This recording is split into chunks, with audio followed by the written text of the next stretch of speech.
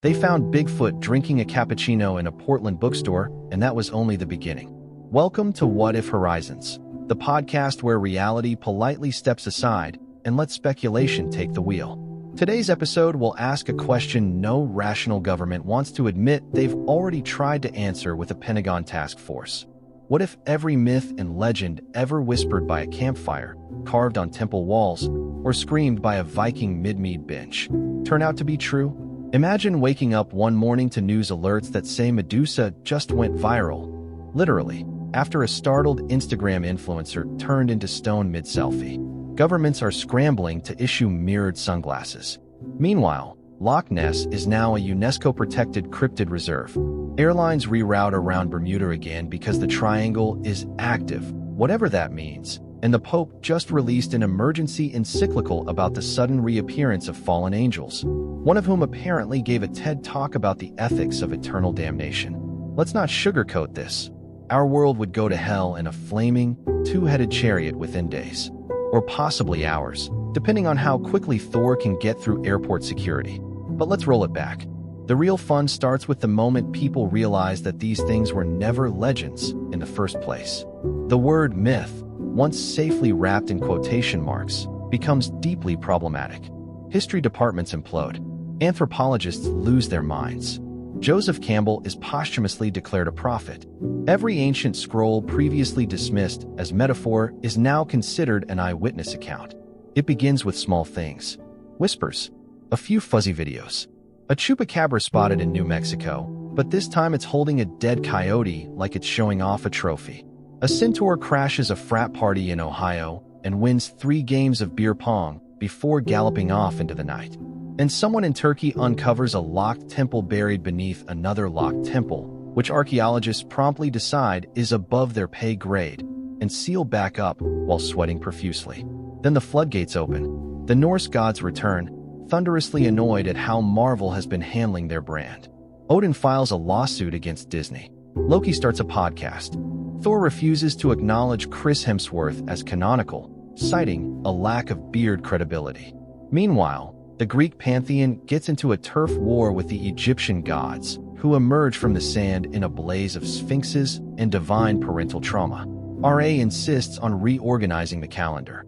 Anubis opens a pet cremation business. Zeus, predictably, gets canceled within a week for reasons we cannot legally say on this show, but involve multiple swan-related incidents. Humanity, bless it, does what it always does when faced with divine upheaval. It panics for a while, and then tries to monetize it. Startups appear overnight. Dragon insurance becomes a thing. Phoenix feather supplements trend on TikTok. There's a dating app exclusively for mermaids and Triton-curious humans. Centaur rides replace Uber in some major cities. And a black market genie trade explodes until someone finally writes a wish that causes North Dakota to become sentient and declare independence. Of course, governments try to step in. They set up mythological affairs departments. Every country scrambles to dig up its old legends and see what ancient horrors they might be liable for. Ireland has to reckon with its fairy problem. Japan unleashes a parade of yokai, including a sentient umbrella that follows tourists and hisses at them in untranslated haiku. The US has to suddenly admit that Area 51 was never about aliens. It was about a particularly moody cyclops named Leonard who just really liked chess and high-security bunkers. Religions are, understandably, in full-blown theological meltdown. The Vatican hastily schedules a conference called Reconciliation with the Many Gods who seem quite real now. Hindu temples begin glowing. A committee is formed to determine whether leprechauns count as divine or just extremely Irish. Satan himself appears on live television and clarifies that, no, he was never into goats, and yes, he's been unfairly slandered by metal bands for decades. Then the demons show up. Hell wasn't a metaphor. It was real, is real, and apparently, it's gentrified. The damned are unionized. Lucifer has rebranded as the fallen CEO, wearing an Armani suit and offering forgiveness packages via PowerPoint. Turns out, he's been writing self-help books under a pseudonym and already has 5 bestsellers in the spiritual healing section. Heaven responds with a press release. Angels descend, not the chubby, harp-strumming types. These are the real ones, wheels within wheels, eyes upon eyes, fire wrapped in geometry. Half the internet mistakes them for alien invasion. The other half live streams the glowing spiral of celestial forms descending into Times Square like an avant-garde light show. A child sneezes in front of one and is instantly blessed with telekinetic powers and a crippling fear of doorknobs. But let's not forget the real horror here. The Kraken, unicorns, Baba Yaga, the Mothman, Baba Yaga again, because she keeps showing up uninvited. All the forgotten things we buried in old books, tucked behind the phrase, well, it's just a story. They weren't just stories. And now they want to know why we stopped believing. The consequences aren't just cosmic, they're deeply personal. Your grandma might turn out to be a retired banshee. Your cat may actually be a familiar. That neighbor who always seems to know too much about your business? Probably a low-level oracle with a gossip addiction. And your boss? Definitely an incubus. The HR violations alone could fill a Necronomicon. As society unravels its understanding of fiction versus reality, there's one tiny fact everyone keeps missing. A question that's far more dangerous than what if the legends are true? It's this. What if the legends were true all along, and someone has been keeping that secret from us for centuries? The line between myth and history starts to melt, and what's left behind is power, the kind no one's ready for. The real trouble starts when governments realize myths have jurisdictions. You can't just drone strike a dragon sleeping in the Alps and expect Norway not to file an environmental complaint. Turns out the old treaties, the really old ones, written in blood and gold and the occasional goat, still hold legal weight. Unfortunately, they're all in dead languages, and the only person who can translate them is a blind cave witch in Kazakhstan who accepts payment exclusively in riddles and fermented mushroom stew. The United Nations scrambles to form a new department, the Council for Pan-Mythical Harmony and Integration, which is a fancy way of saying, please don't destroy our cities, majestic sky lizards. Their first official act is to issue diplomatic passports to any deity or demigod who promises not to vaporize Parliament. Several Norse gods laugh and immediately build their own embassy on top of an Icelandic volcano. The volcano erupts in approval. Meanwhile, corporations adapt with terrifying speed. McDonald's launches a new line of offerings called Ambrosia Meals. Coca-Cola rolls out Hydra Energy, a drink so caffeinated it causes temporary precognition. Amazon introduces same-hour delivery via teleporting gin. Elon Musk announces he is, in fact, an ancient Atlantean and has simply been trying to return humanity to its rightful timeline. No one is surprised. But the world's not just changing, it's remembering. Magic returns not as spectacle, but as reality's unspoken texture. Forests grow deeper. Shadows grow longer. People start dreaming more vividly. Some don't wake up. Others do, but with knowledge they shouldn't have. Like how to summon storms with a flute, or how to trap a werewolf using only an IKEA lamp and a curse in Old Welsh. Academia implodes and regenerates. Universities split into rival faculties, science versus sorcery. Harvard reluctantly opens a department of necromantic ethics. Oxford unveils its new library of forbidden tomes, which is just the basement, but now legally haunted. One professor vanishes into a footnote and is never seen again. Another is bitten by a book and promoted. In the streets, things get stranger. Half the population is now magically adjacent. Your dentist is a dryad. Your Uber driver speaks fluent troll. Someone invents a werewolf breathalyzer for full moon weekends. There's a rise in unicorn-related accidents on rural highways. The government issues new road signs. Caution, Griffin's Crossing. No sirens between 8 p.m. to 6 a.m. And do not feed the trickster spirits. And of course, conspiracy theorists explode with vindication. They hold press conferences with smug smiles, only to be interrupted by a literal thunderbolt mid-sentence when they misquote Zeus. Flat earthers admit the earth is round, just not in this dimension. QAnon is rebranded as Questanon, and now everyone wears cloaks and demands ancient maps. Someone claims to have found the Ark of the Covenant under a Starbucks in Toledo. They are half right. But amid the chaos, humanity begins to ask deeper questions. If all myths are true, which truths are now lies? Did we really evolve as we thought? Was Prometheus the first technologist? Is the internet secretly the new version of the world tree, connecting thought instead of realm? Are memes modern incantations? Because frankly, some of them do summon irrational rage, so it tracks. Then there's Atlantis. It rises, not metaphorically, not as some blurry sonar scan, but literally, from the ocean. It emerges like a cathedral made of coral and memory, towering spires of opalescent stone, pulsing with ancient light. Mere people swarm its waters, journalists are barred from entry, and the first official statement from its high council is, "You have deeply misunderstood who we were. Also, we want our patents back." Global economies convulse. Ancient currencies are suddenly valid again. Gold prices skyrocket. Jade is the new Bitcoin. People trade in blood oaths and sacred mushrooms. One country replaces its central bank with a sleeping oracle. Inflation is now partially caused by moon cycles. In this new world, the past walks beside the present like an angry ex with a long list of receipts. Cultures that had their beliefs dismissed, mocked, or sanitized now rise with the weight of "I told you so" vengeance. Indigenous communities issue public statements that basically boil down to "We tried to warn you." Museums panic as artifacts activate, glow, whisper, or vanish entirely. The Rosetta Stone begins updating itself. The Dead Sea Scrolls rewrite overnight. Mona Lisa blinks.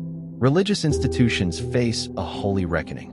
The idea that multiple pantheons exist simultaneously causes theological vertigo. A Christian pastor and a voodoo priestess hold a joint live stream called "So We Were Both Right." Over 10 million people tune in. Meanwhile, a new spiritual movement emerges, mythic universalism. Its core tenet: everything is canon, even the weird bits. Not everyone adapts well. Some people retreat into bunkers. Others join cults. One guy insists his toaster is a minor household deity and builds it a shrine. It works. His toast is now always perfect. This causes a boom in household spirituality. People start praying to washing machines. Blenders demand tribute. A Dyson vacuum goes rogue and claims dominion over a small town in Iowa. But amid the surreal, life goes on. Birthdays are still celebrated, though now there's a chance your cake might be stolen by mischievous house spirits.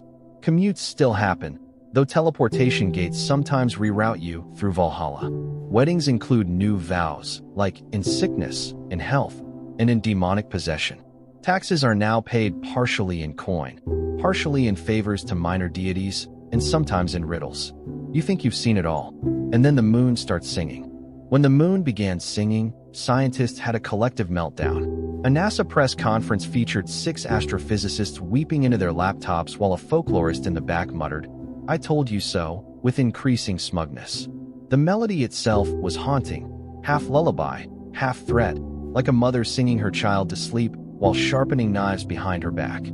Sleep clinics began filling with patients reporting lucid dreams featuring ancient empires, divine arguments, and warnings scribbled in stardust. Meanwhile, the sea didn't want to be left out. Poseidon returned, of course, dripping with salt, pride, and poorly repressed jealousy. He demanded a UN seat and immediately started complaining about plastic pollution and disrespectful yacht culture.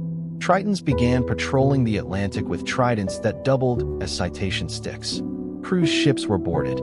Passengers judged. The Bermuda Triangle was declared a sacred no-sail zone, and shipping companies were told to offer monthly sacrifices to appease the currents. In landlocked countries, things got weirder. Forests that had been quiet for centuries now whispered. Literally, the trees spoke in forgotten dialects. The wind carried gossip. Old mountains stirred in their sleep, annoyed at how humans had drilled into them for Wi-Fi towers and ski resorts. One of them sneezed and triggered a minor tectonic adjustment that cracked 3 highways and revealed a buried stone temple with murals of creatures no one wanted to name. And then came the monsters. The ones we always thought were just cautionary tales to stop kids from poking into caves or opening forbidden books. Wendigos in the Rockies. Basilisks in Bulgarian subway tunnels. Ghouls haunting abandoned malls. Suddenly, urban legends weren't urban or legends. They were tenants, squatters, and they wanted rights. A group of vampires sued Romania for cultural appropriation. The Count from Sesame Street was subpoenaed for defamation. Meanwhile, werewolves unionized under the International Lycanthropic Brotherhood, demanding moonlight healthcare benefits and stricter silver regulations. Children's media had a full-blown identity crisis. The Tooth Fairy launched a PR campaign to assure the public she did not, in fact, hoard molars for necromantic rituals. Santa Claus gave an angry televised interview where he confirmed he was real, yes, but deeply offended by modern consumerism and now officially unaffiliated with all mall-based impersonators. One elf fainted on live TV during a press briefing. People began living two lives, one in daylight, ruled by laws, taxes, and Wi-Fi passwords, the other in twilight, filled with offerings, charms, and avoiding eye contact with that crow that's definitely a shapeshifter. The line between fantasy and survival blurred. Schools added subjects like Intro to Hex Reversal and Defensive Driving in Fairy Realms. The SATs now included a section on dragon diplomacy. But it wasn't just old myths coming to life, it was the myths adapting. The Phoenix, long associated with resurrection, rebranded as an influencer posting cryptic motivational quotes about rising from your worst hair day. Zombies opened a vegan cafe in Berlin and insisted brains were a stereotype. The Kraken signed a licensing deal with a major animation studio. One Loch Ness Monster doppelganger became a TikTok star by lip-syncing to sea shanties while flipping boats in the background. Still, even with all the spectacle, a darker current pulled underneath. Because the truth was, not every myth came from hope. Many were warnings. And when the seals cracked open, those mystical, metaphorical, sometimes literal seals, what poured through wasn't always so camera-friendly. Some myths weren't meant to be remembered. Creatures began surfacing with no name, no clear origin, just raw, feral presence. Dream beings that shifted shape as you looked at them. Whispers that followed people home. Things that didn't seek worship, revenge, or profit. They simply were. And they had been waiting. A research team in Antarctica vanished after reporting a smiling shadow beneath the ice. The footage recovered from their base camp showed them speaking in languages no human had ever used, until suddenly, every child under 5 started babbling those same syllables in their sleep. A volcano in the Pacific pulsed with blue fire. Not lava. Fire, that saying. World leaders began to worry, not just about geopolitics, but about reality itself. Old prophecies resurfaced. Most had been considered poetic nonsense for centuries. Now they read like GPS instructions. Cults flourished. Some were hopeful, promising harmony with the divine. Others just wanted to awaken the sleeper beneath the cities, whose name sounds like a late-night taco chain, but is apparently capable of devouring time itself. People stopped asking, "Is it true?" and started asking, "How do we live with it?" There was no going back. Not unless someone invented a universal amnesia spell or convinced the gods to re-enter retirement. Which, spoiler alert, was unlikely. Dionysus alone was having way too much fun throwing supernatural raves in abandoned churches. Hera opened a chain of family counseling centers.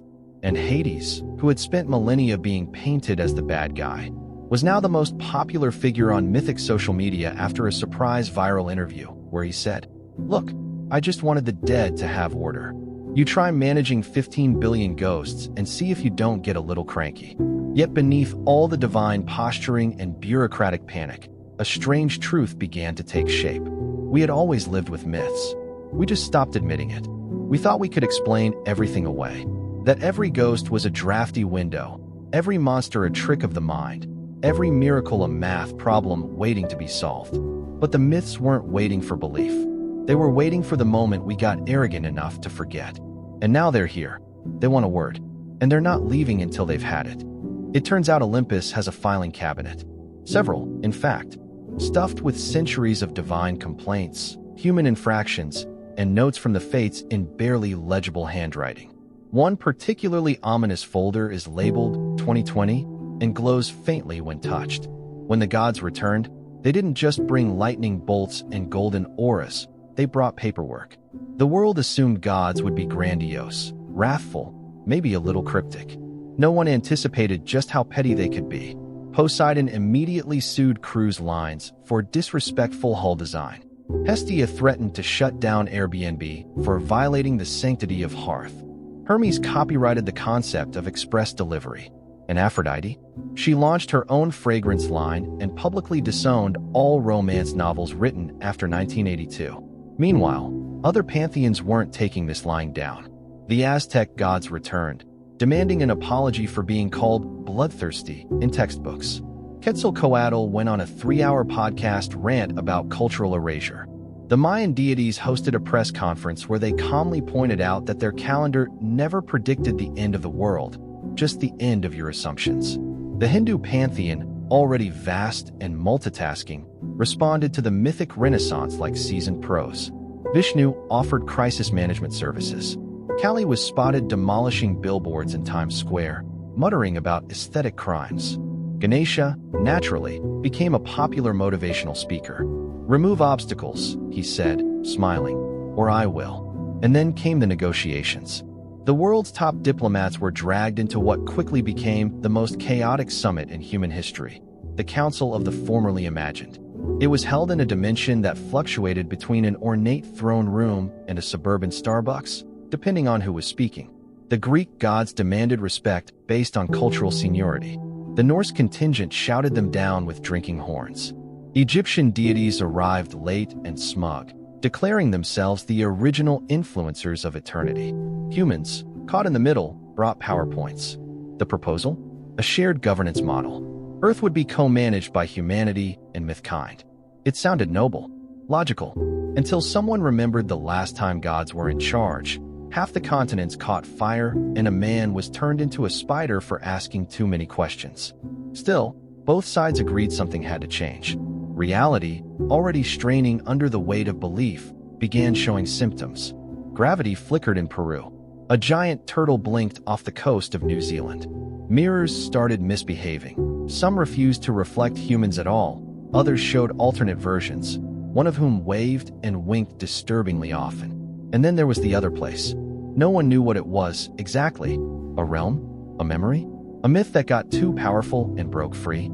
It started appearing at the edges of things, in dreams, in deep caves, in static between radio stations. People who entered often came back changed.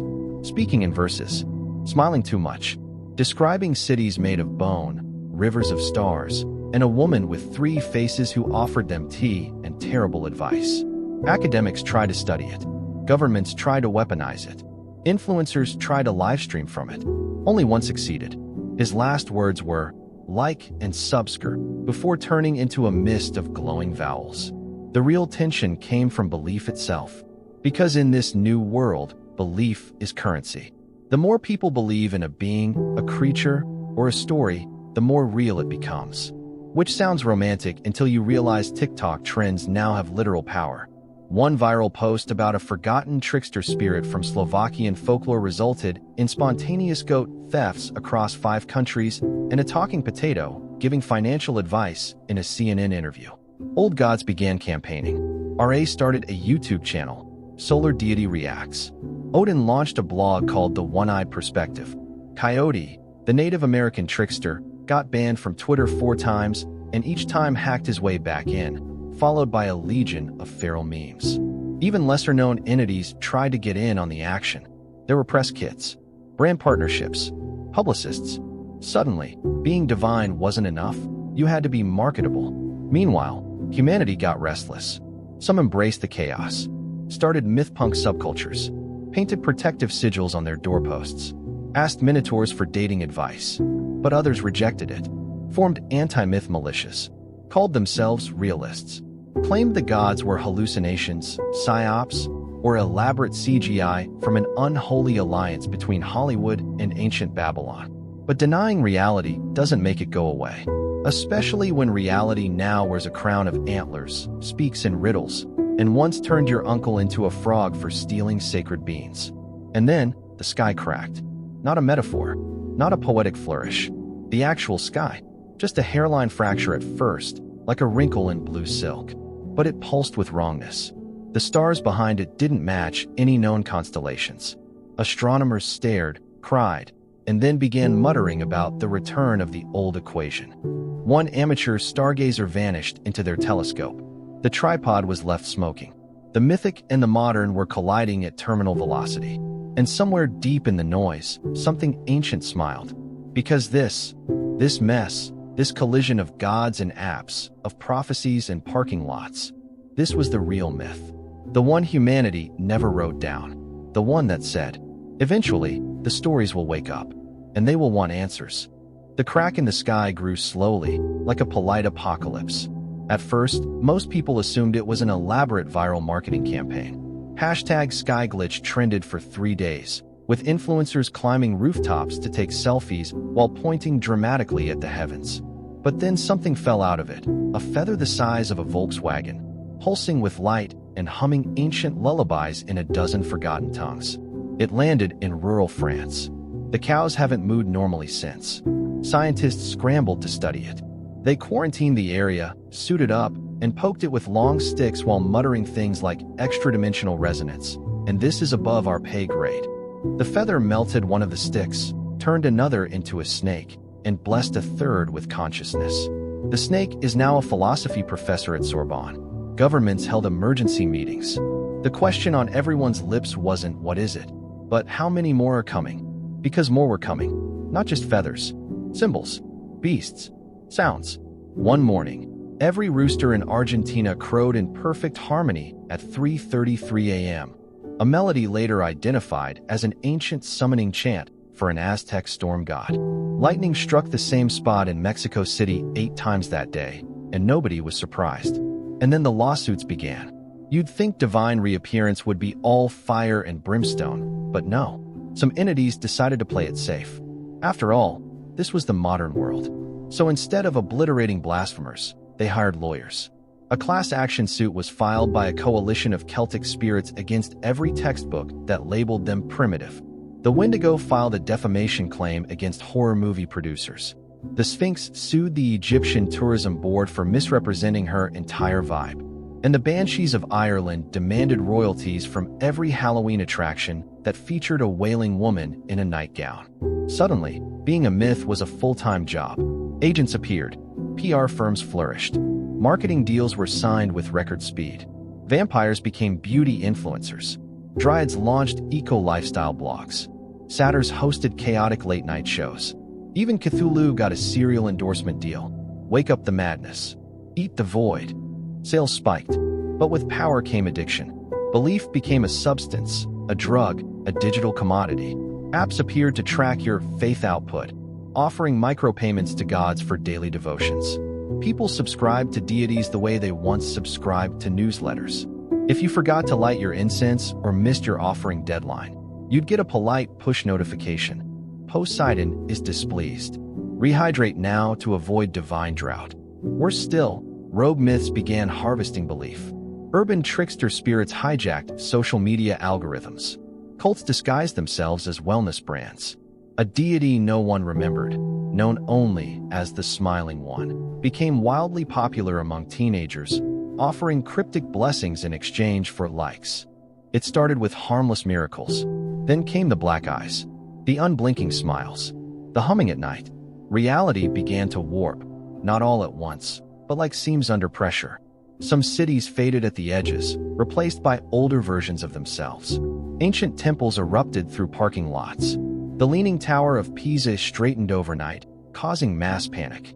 A train in Japan arrived 5 minutes early and was declared clearly cursed. People began to see things out of the corner of their eyes. Sometimes those things waved. And deep below the earth, the oldest myths stirred. These weren't gods with temples and poems.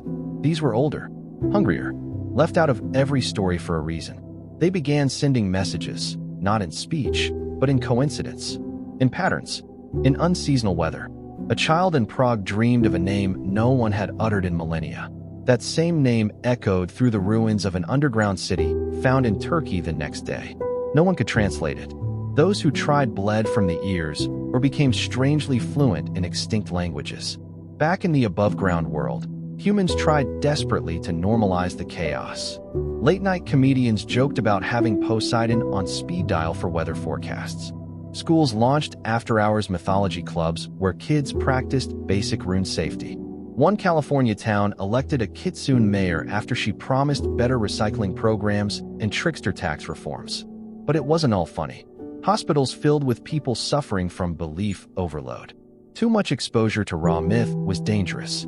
Some individuals began mutating, not physically, but metaphysically. Their shadows moved on their own. Mirrors refused to show them. One woman, after binge-watching a documentary on Babylonian demonology, began speaking in cuneiform and was last seen hovering above her apartment complex reciting weather predictions. And still, the sky crack widened. It revealed not just light, but memory, a kind of dream stuff that trickled into the world like leaking ink. Children born after the crack started speaking fluent Sanskrit. Elders remembered lives they'd never lived. Some people began seeing multiple timelines at once. One where Rome never fell, one where Atlantis never drowned, one where the moon had eyes. A group of mythologists turned activists proposed a radical solution. Instead of resisting myth, humanity should fully merge with it. They called it the Mythic Integration Project.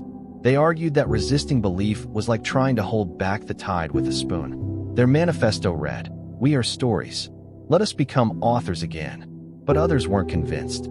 A rising faction, the pragmatists, insisted that myth was corrosive, unpredictable, and fundamentally incompatible with human systems. They lobbied to create myth-free zones, where belief was strictly regulated. These zones failed immediately, mostly because humans are terrible at not believing things, especially when forbidden. One such zone in Berlin was overrun by brownies, which promptly unionized and demanded dental plans. As all this unfolded, the gods watched.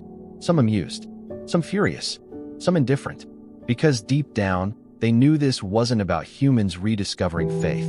It was about myths rediscovering themselves. And the most dangerous ones? They hadn't returned yet. They were waiting for the moment belief got desperate. The moment people would need a savior so badly, they wouldn't ask questions. That's when the real monsters would come through. They arrived just after midnight, slipping through the widening crack in the sky like shadows that forgot how to lie flat. They didn't roar or shriek or glow. They simply appeared. One blink, and the world had strangers. Tall, silent things wrapped in robes made of starlight and ash. Their faces were unfinished. Their eyes, if they had any, were too far back to meet yours. People called them the originals. No one knew their names. No one wanted to. They didn't attack. They observed, stood at intersections, appeared in courtrooms, sat at the back of churches. Theories exploded online. Angels? Judges? Remnants of the first myths ever spoken? Governments issued statements urging calm, which of course guaranteed hysteria. A cult called the Watchers of the First Word immediately began painting public walls with incomprehensible symbols and asking strangers if they felt chosen yet. But if the originals were watching, what were they waiting for? The answer came in the form of a child. 6 years old, lived in Nairobi, drew a picture of a monster at school, called it Mr. Howl, then screamed when a real one appeared in the hallway.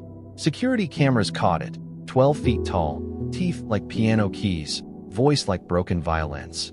It didn't hurt anyone. It bowed, then vanished. 2 days later, a teenager in Brazil wrote a short story about a winged serpent goddess named Isla. She came to life during lunch and taught philosophy in the cafeteria. No one ate. Everyone listened, especially the snakes. Suddenly, myth wasn't just returning, it was evolving. Stories didn't need history anymore. They just needed belief. Even if it was brand new. Even if it was made up that morning. Fiction had become creation. Kids were scribbling gods into existence. Fanfiction sites had to shut down after a particularly smutty Norse-Aztec crossover romance nearly caused a flood in Canada. Librarians issued protective amulets. Publishers were advised to switch genres safely, preferably to cookbooks. The world's most powerful currency was no longer oil or data. It was imagination. This terrified everyone in charge. You can't regulate belief. Not really. It's too fast. Too personal. 1 second, someone whispers a name into the dark.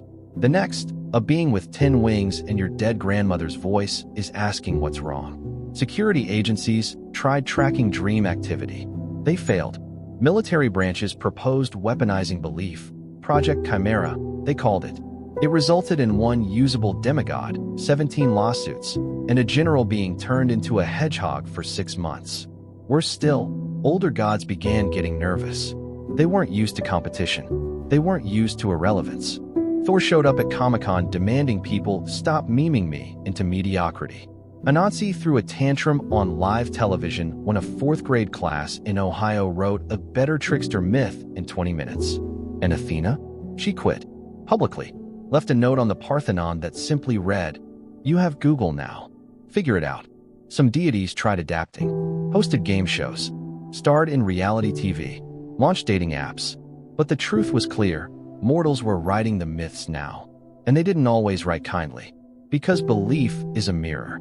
And humans, when scared, don't imagine angels. They imagine monsters. Every anxiety, every suppressed fear, every buried cultural terror now had teeth. In New York, subway tunnels birthed serpents with news anchor voices. In China, a skyscraper developed an extra floor that only appeared when someone lied. In South Africa, mirrors began whispering regrets no one remembered having. Not haunted, correct, like the world itself was keeping receipts. The originals continued to watch, never interfering, never speaking, just standing, tall, distant, wrong. Eventually, the world learned the hard truth. They weren't gods, they were editors. In reality, it was a draft. Every story, every belief, every scrap of myth humanity ever told was part of an endless script being red-penned by something too old to explain. The originals weren't judging actions. They were judging narratives, continuity, plausibility, coherence. They started removing people who contradicted too much. Not killing, erasing, like they'd never been. One by one, high-profile deniers vanished. One moment, they were ranting on camera. The next, nothing. Replaced by a note. Not on paper. In air. Visible to all. It read, "Plot hole corrected." Panic turned to worship. People began editing their own lives. Speaking in metaphors. Rewriting personal history. Wearing cloaks just in case. Naming their children after safe, ancient archetypes. Sacrificing plot twists to avoid becoming irrelevant. It didn't always work. A man in Paris claimed he was just a background character. The next morning, his shadow stayed in bed. Yet amid the rising paranoia, one idea grew louder. We are not the readers anymore. We are the authors. Not just of gods or monsters, but of ourselves. Which sounded lovely, right up until someone tried to delete their trauma and accidentally erased half of Cleveland. The Mythic Integration Council issued new guidelines. No more retroactive edits without divine licensing. No creating sentient coffee mugs that grant wishes but insult your accent. No turning X's into frogs unless they consent via blood-written contract. But it was too late. The damage was done. Reality had become a suggestion, and the suggestions were getting louder. It began with a whisper. What if I could change the ending? That question, so simple, so dangerously human, spread like a virus. And in a world now governed by myth, where imagination was fuel and belief had muscle, the implications were catastrophic. People started editing their pasts. At first it was harmless. Someone believed they'd never failed math in high school. Next thing you know, their transcript updated itself, their old teacher forgot their name, and a distant cousin spontaneously developed a mild fear of subtraction. Then someone believed their ex never cheated. Suddenly, the ex had no memory of the relationship at all. The apartment they shared? Rented to a different couple entirely. The dog? Unnamed, now feral, possibly speaking Latin. Memory became elastic. Narrative became negotiable. The lines between was, is, and will be blurred until grammar itself started filing for stress leave. And into this narrative chaos stepped the most unexpected figures of all, the villains. Yes, the dragons, the giants, the wicked queens, the gods of betrayal and fire and endless teeth. The ones who never got a happy ending. They returned, but not as monsters. As authors. Reformed villains launched podcast empires. Wrote self-help books. One Minotaur became a best-selling motivational speaker. Own your labyrinth, he growled, flexing. Don't let the Theseuses of life define you. Loki released a memoir titled Misunderstood, The Trickster's Guide to Boundaries. Medusa opened a trauma-informed spa retreat. Even the biblical Leviathan started a Substack. The public was enraptured. After centuries of being vilified, these beings now had the power to shape their own stories, and people believed them. And in a world like this, belief didn't just rewrite public opinion. It rewrote reality. History began to shift. Old texts flickered. Statues changed posture. Schoolbooks updated themselves mid-lesson. A fourth-grade teacher in Canada fainted when her chalkboard started diagramming the emotional neglect of King Midas's childhood. Meanwhile, in Prague, a statue of Judas began weeping chocolate coins. But with redemptions came complications. Not every villain was misunderstood. Some were exactly as awful as the old tales claimed, and worse. They just got better at branding. One ancient war god launched a peace nonprofit. Another started a dating app. A third ran for office in 3 countries at once. They weren't lying. They were rebranding. The originals watched. They seemed amused. A dangerous thing when the editors of existence find something funny. The cracks in reality deepened. Now they weren't just in the sky. They were in people, in conversations, in logic. A woman in Tokyo claimed her reflection walked out of the mirror and filed for emancipation. A man in Nairobi grew wings after dreaming he was Icarus, except his wings didn't melt. Instead, they sued gravity. Successfully, everyone became their own myth. One man believed he was a forgotten Norse god. He manifested a hammer. It crashed through 4 floors of his office building, then politely turned into a potted plant and asked to be watered. A teenager in Sao Paulo wrote herself into a magical warrior. She now patrols the favelas on a tiger made of smoke, handing out snacks and unsolicited poetry. But what happens when too many stories compete? Narrative friction. Reality can only hold so many active myths at once before things start to glitch. In Manila, a sidewalk became a loop. People entered it and came back out younger, but with extra birthdays. In Kentucky, time reversed for exactly 6 minutes, leading to the same man proposing to his wife 3 times in a row and being rejected each time for different reasons. In Cairo, pyramids started humming. Tourists thought it was cute. Then the sand began whispering names that hadn't been spoken since fire learned manners.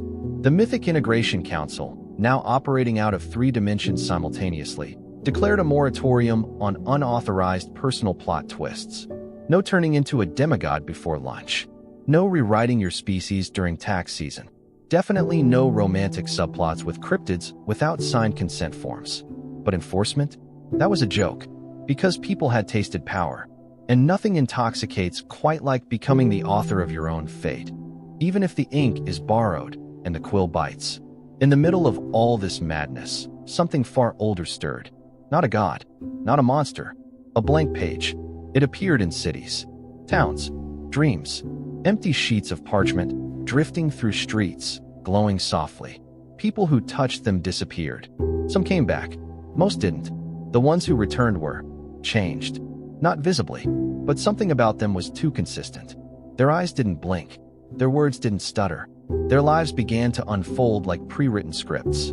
The originals were pleased, because that was the plan.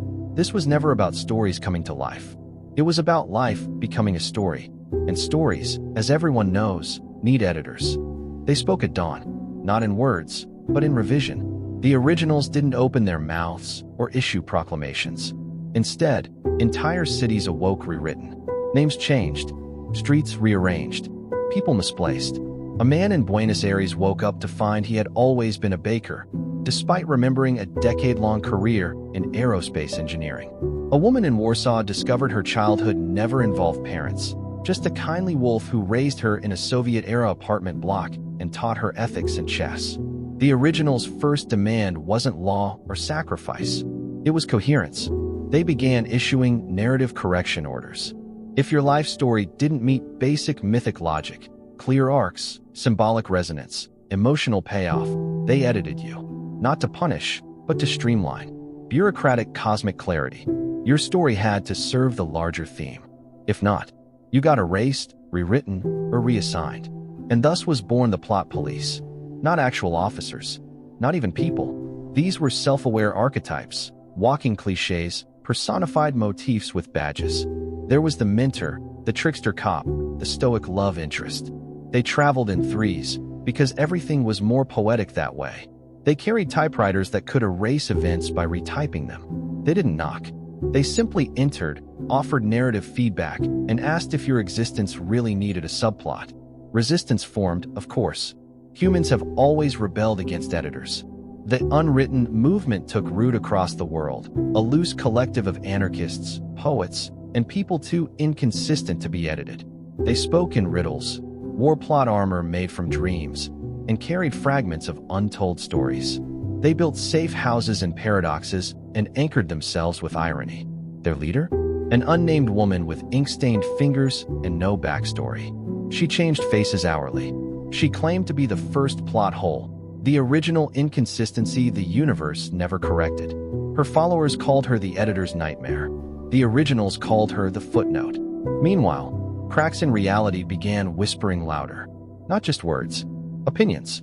About you. Standing near them, you'd hear echoes. He lacks direction. Her arc stalled in Act 2. Too many flashbacks, not enough growth. It was like living inside a judgmental novel, and the narrator hated you. People developed narrative anxiety. Every choice felt loaded. Every decision could be a genre shift. You think you're getting coffee, and suddenly you're in a thriller. Your barista has a dagger, and there's an ancient prophecy involving oat milk. Therapists pivoted hard. Narrative therapists became literal. Let's explore your inner monologue, they said, while opening grimoires and consulting eldritch editors. Self-help books now came with incantations. Bookstores began sorting shelves by tropes: coming of age, redemption, tragic flaw, unreliable narrator. And then came the redrafts. Terrifying moments when entire days rewound and replayed differently. You'd kiss someone, blink, and they'd be your dentist. You'd go to work, and your job would involve dragons now. Sometimes you'd catch glimpses of old versions of yourself, blinking in confusion, wearing the wrong life like an ill-fitting jacket. Reality wasn't stable anymore. It was in beta, and yet, in the middle of this madness, hope persisted. People began deliberately crafting their own myths. Not for fame, not for power, but for meaning. A fisherman in Greece declared himself a minor sea deity. His fish got bigger. His village prospered. A librarian in Kenya claimed she could speak to books, and they started responding, whispering when opened, sighing when closed. Children, especially, adapted quickly. They told stories that shifted weather, sang songs that summoned beasts made of joy. One group of school kids in Canada created a superhero who only saved cats. He's now the mayor of 3 provinces and gives speeches entirely in meows. And all the while, the originals watched. Then, finally, they made their second demand. Resolve your arcs. What did that mean? For some, it was obvious. A long-delayed confession. An old grudge released. A dream finally pursued. These people were left alone, sometimes even rewarded. Their lives smoothed, sharpened, sparkled. But for others, it was a trap. Because not all arcs deserve resolution. Some stories are messy, complicated, beautiful because they never end cleanly. And yet, the originals pushed, pressured, edited. One man in Berlin refused, claimed his life didn't have a moral, that it wasn't a story, just existence. He disappeared mid-sentence, left behind only an ellipsis and a coffee cup still steaming. The unwritten warned that a final correction was coming, that the originals were building toward a grand rewrite, a total reboot of the world, smoother, more mythic, easier to market across dimensions. And unless someone told a better story, a human story, flawed, ridiculous, alive, it would happen. It began, as most revolutions do, in a restroom. Specifically, a graffiti-covered public toilet in Reykjavik, Iceland. There, scrawled between a poorly drawn dragon and a phone number claiming to summon Poseidon, was a poem. 4 lines. Terrible meter. Worse rhyme. No signature. But it moved. Literally. The words squirmed, rearranged themselves when read aloud, refused to rhyme the same way twice. And for reasons no mythologist, folklorist, or dream technician could explain, the poem began attracting belief. Not just curiosity, raw narrative force.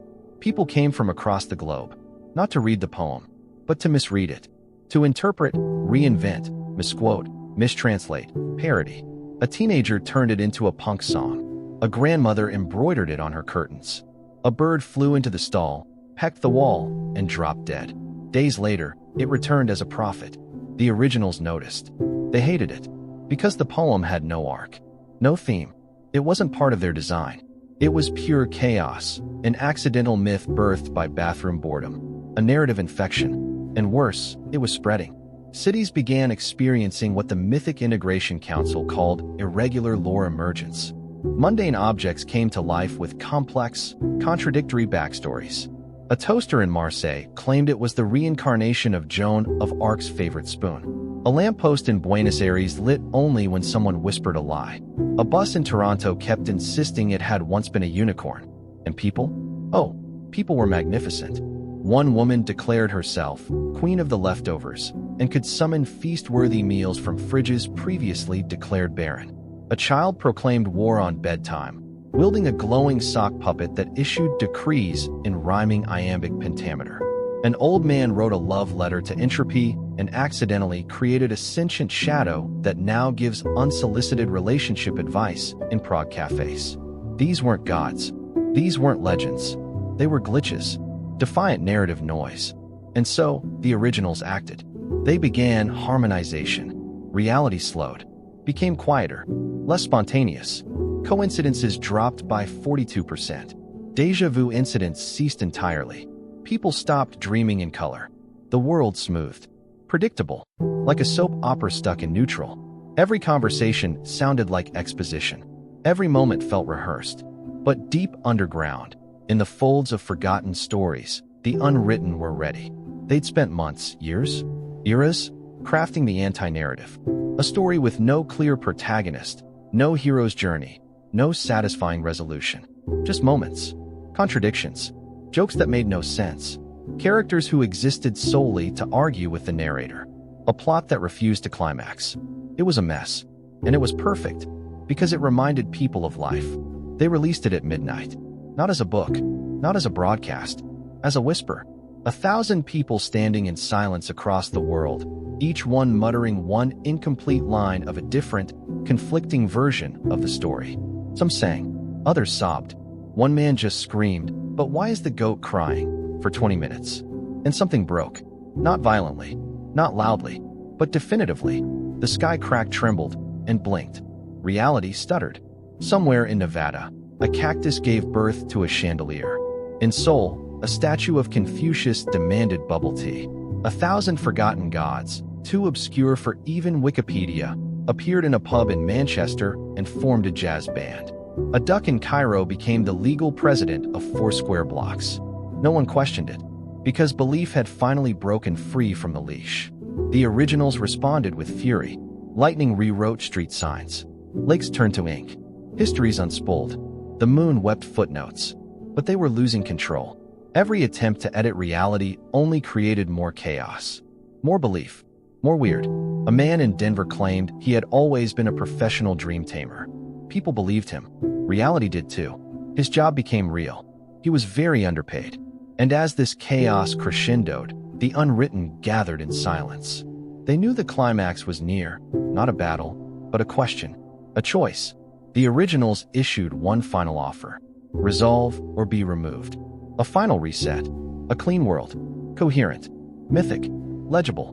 But humanity, in all its ridiculous glory, said no. Not in defiance, not in hatred, in confusion, because they didn't agree on what story to tell. And that disagreement was the most human thing of all. In that moment, something ancient and buried awoke, not a god, but a genre. Comedy, not slapstick, not parody, but absurd, bittersweet, chaotic comedy. The genre of contradiction, of failure, of stumbling through stories too big to understand and too precious to let go. The originals flinched, because they didn't understand comedy. And in that blind spot, in that moment of pause, in that breathless pause, just a beat, really, the entire universe hung on a cosmic joke with no setup, no punchline, and no audience. And then, someone laughed. No one knows who started it. Might have been the child in Mumbai who believed his hiccups summoned ghosts. Or the woman in Dublin who claimed every time she stubbed her toe, a prophecy unraveled. Or maybe it was the barista in Seoul who forgot how to spell latte and instead poured a cappuccino that sang opera. But someone laughed. And then another. And another. Soon, the whole planet joined in.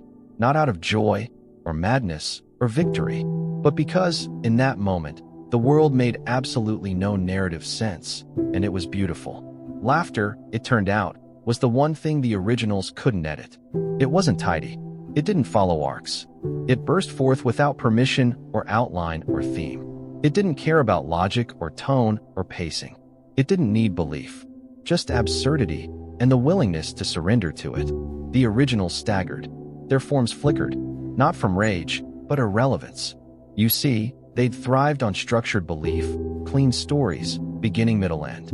They were editors of a manuscript that humanity had long outgrown. And when people stopped needing tidy resolutions, when they embraced chaos, contradiction, comedy, the originals became outdated. Not destroyed, just forgotten. And as any good librarian will tell you, that's a far worse fate than death. Across the world, reality unshackled itself. The cracks in the sky closed, not with force, but with laughter, sealed by stories no longer afraid to be ridiculous. The myths stayed, some of them. Others dissolved, leaving only echoes. The originals disappeared one by one, trailing footnotes and regret. Their departure marked not by trumpets or doom, but by a badly timed pratfall and an ironic slow clap. The world didn't go back to normal, but it found something better. A new mythos emerged, not of gods and monsters, but of weird neighbors, talking pets, recurring dreams, inside jokes shared by billions. Libraries began issuing joke books as sacred texts. Shrines were built to honor serendipity. Children wrote bedtime stories that bent the laws of physics but soothed the soul. People began accepting their lives as messy, magnificent, nonlinear narratives. No more demand for resolution. No more pressure to be heroic. Just the quiet, absurd joy of existing in a story no one could fully explain. And somewhere, in a bathroom in Reykjavik, the poem was gone. In its place, a mirror, with no message, no prophecy, no trick, just your reflection, smiling, because the myth was never out there. It was always you, the flawed, chaotic, beautiful protagonist of a tale that made no sense and didn't have to. Welcome back to the only myth that matters. The one you live, the one you tell, the one you laugh through. This has been What If Horizons. If your reality has ever glitched, your pet has ever spoken wisdom in your dreams, or you once forgot your own birthday because a statue asked for directions, well, now you know why. And if this episode stirred something, confusion, inspiration, or just a chuckle, go ahead and leave a comment, like, or share the madness with a fellow mythmaker. Subscribe for more stories where the weird is real, the real is weird, and the best truths always start with what if. Until next time, keep writing, even if it's in crayon, even if it doesn't make sense. Especially then,